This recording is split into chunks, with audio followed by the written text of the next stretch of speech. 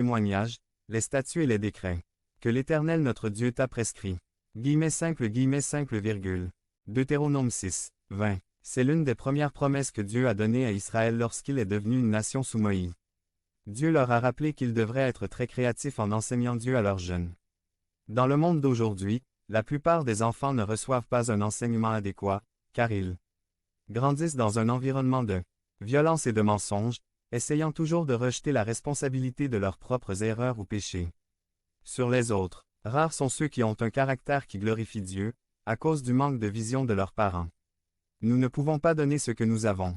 Vivez-vous une relation intime avec Jésus? Parlez-vous de Dieu de manière créative avec vos enfants?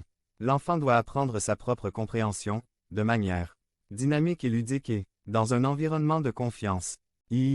Soyez suffisamment cohérent pour maintenir la sainteté toute votre vie. Et tu les enseigneras à tes enfants, en parlant quand tu seras assis dans ta maison, quand tu marcheras sur la route, quand tu te coucheras et quand tu te lèveras.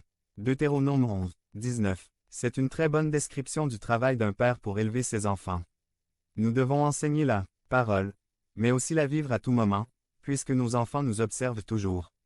Certains pensent que je suis très exagéré de ne pas avoir de télévision ordinaire à la maison, mais j'ai réalisé que la décision que ma femme et moi avons prise en valait la peine, car nos enfants sont restés propres et bien éduqués, ils lisent beaucoup et sont à ne pas confondre avec les messages de publicité ou d'actualité. Maintenir la sainteté est un exercice quotidien, il faut en payer le prix. 4. Ayez suffisamment d'amour pour faire face à un comportement inapproprié. Punissez votre enfant tout en.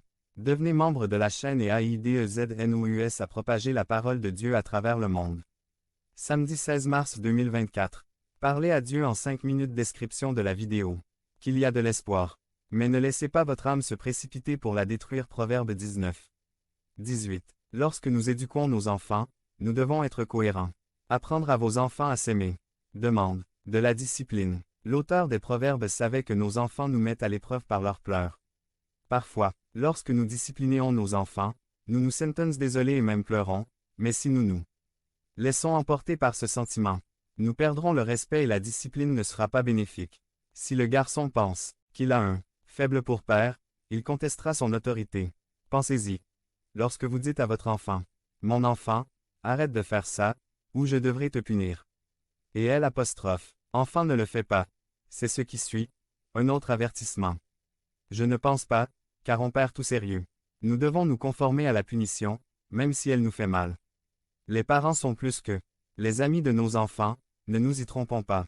Un ami vous accepte tel que vous êtes, un bon père vous